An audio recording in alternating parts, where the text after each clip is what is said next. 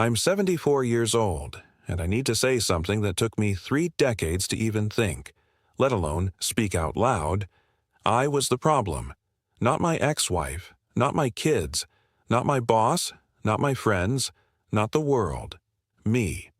And the fact that it took me until I was well into my 60s to admit that's the part that keeps me up at night. My name is Robert. I'm not here to impress you, and I'm not here to play the wise old man. I'm here because I wasted 30 years of my life pointing fingers at everyone around me while the real issue was staring back at me in the mirror every single morning.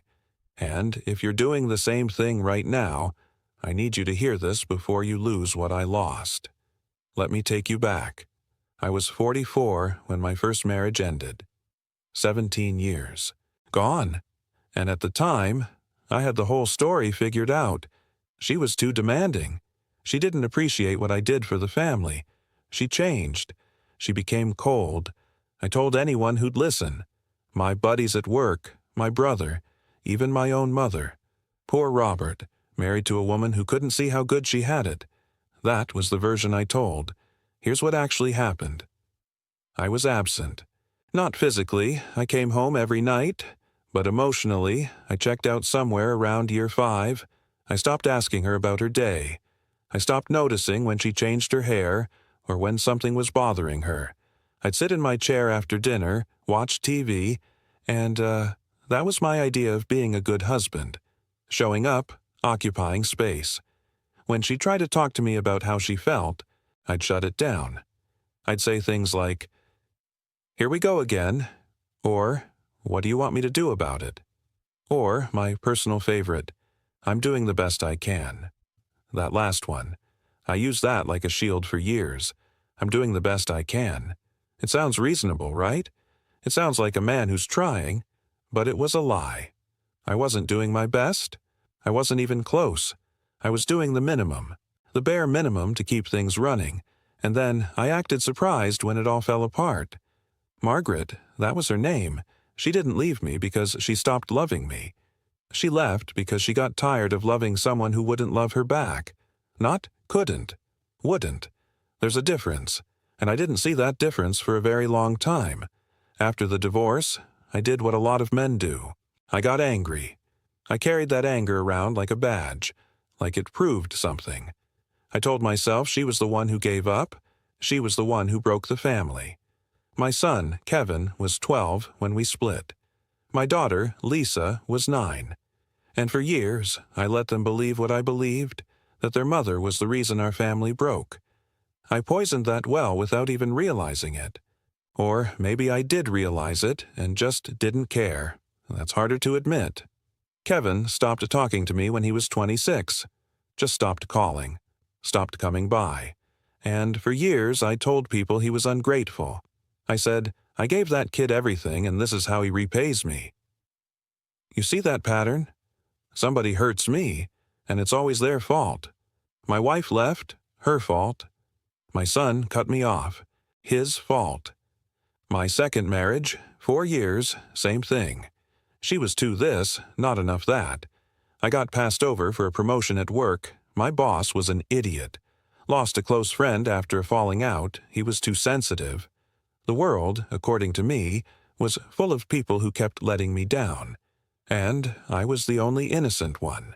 The only one who never did anything wrong. I lived inside that story for 30 years. 30 years. And let me tell you what that story costs you. It costs you everything. It cost me 2 marriages. It cost me my relationship with my son for over a decade. It cost me friendships I'll never get back. It cost me years of my daughter walking on eggshells around me because she was afraid to tell me the truth. And the truth was, simple. I was difficult. I was defensive. I was self-absorbed in a way I couldn't even see because I was too busy being the victim. The turning point came 6 years ago. I was 68. I'd been living alone for a while. My second wife had left. My friends had kind of drifted away. And I was sitting in my apartment on a Sunday afternoon with nothing to do and nobody to call. And I remember looking around that empty room and thinking, everybody can't be wrong. Every woman I'd been with, every friend I'd lost, my own son, they couldn't all be the problem. At some point, the common denominator is you. That thought hit me like a truck. Not some gentle realization. It was violent. I sat there for I don't know how long, just running through every relationship I'd ever had, every falling out, every argument, and for the first time, I wasn't looking at what they did to me. I was looking at what I did to them, and it was ugly.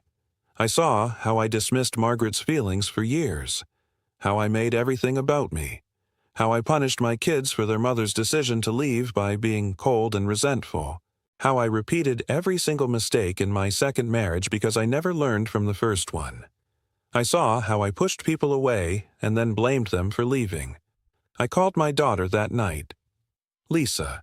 She's 40 now. Wonderful woman despite having me for a father. I said, Lisa, I need to tell you something. She got quiet. She probably thought I was sick. I said, I've been the problem. This whole time. In my marriages, with your brother, with everyone. I know that now. And I'm sorry. She didn't say anything for a long time. Then she started crying.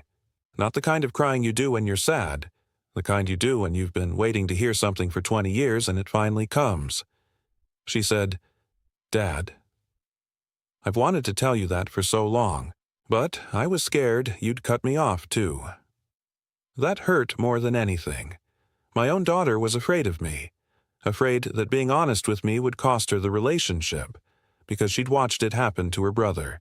She'd watched me discard anyone who told me something I didn't want to hear. That conversation with Lisa was the beginning of something. Slowly, carefully, I started reaching out. I wrote Kevin a letter. Not an email, not a text, a handwritten letter. Took me 3 days to write because I kept starting over. I didn't make excuses. I didn't explain myself. I just said what was true. I was a bad father to you in a lot of ways.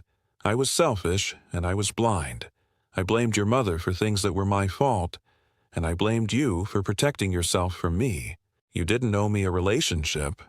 I owed you a better father. I'm sorry. He didn't respond for 2 months. I thought that was it, that I'd lost him for good. But then he called. He said, Dad, I got your letter. And we talked, really talked, for the first time in over a decade. He told me things I didn't know, how he'd felt growing up caught between his mother and me, how every visit felt like a loyalty test, how he stopped coming around because being near me made him feel like he wasn't enough. We cried together on that phone call, 2 grown men, crying, and it was the most honest thing I'd ever done in my life, at 68 years old. Here's what I want you to understand if you're listening to this. Admitting you're the problem isn't weakness. It's the hardest, bravest thing you'll ever do, because it means giving up the story you've been telling yourself, the one where you're the hero and everyone else is failing you. That story protects your ego, but it destroys your life. I know people right now, I see them, men and women my age, still telling that same story, still blaming their ex from 40 years ago, still complaining about their ungrateful children, still wondering why everyone leaves, and I want to shake them and say, look in the mirror, please, before it's too late. Because the cost of being right all the time is being alone all the time, and being alone at 74. And that's a different kind of alone than being alone at 30. At 30, you've got time. At 74, you've got regret. My relationship with Kevin isn't perfect. We're still rebuilding. There are scars, things you can't undo with 1 letter or 1 phone call. But we talk now. He brought his kids to see me last Christmas. My grandchildren. I'd missed years of their lives because I was too proud, too stubborn, too committed to being right. Lisa and I are closer than we've ever been. She told me recently that she respects me more for admitting my mistakes than she ever did when I pretended I didn't make any. That stuck with me. Because she's right. Pretending you're perfect doesn't make people respect you. It makes them afraid of you. Or worse, it makes them give up on you entirely. I'm not a fixed man. I still catch myself sometimes, slipping into that old pattern. Something goes wrong, and my first instinct is to look for someone to blame. But now I stop. I take a breath. I ask myself, what's my part in this? And almost always there is one. We don't ruin things alone, usually, but we don't get to pretend we had nothing to do with it either. If you're watching this and you've got a relationship that's broken, a marriage that's struggling, a kid who won't talk to you, a friend who pulled away, I'm not going to tell you it's all your fault. Maybe it isn't, but I'm going to ask you something that nobody asked me for 30 years. What if some of it is? What if the thing you keep running from isn't them? It's you? Sit with that. Don't answer it right away.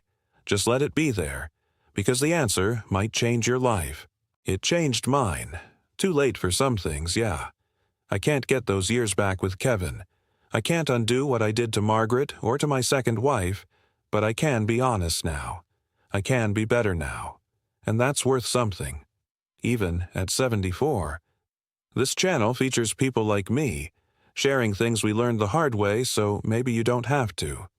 If this hit you somewhere, if it made you think about someone or something in your own life, subscribe and turn on notifications. Leave a comment. Tell me about a time you realized you were the problem. Or tell me I'm wrong. That's fine too. Hit that like button. And if you've got your own story, something that might help somebody else, there's a form in the description. Fill it out. We might share it next.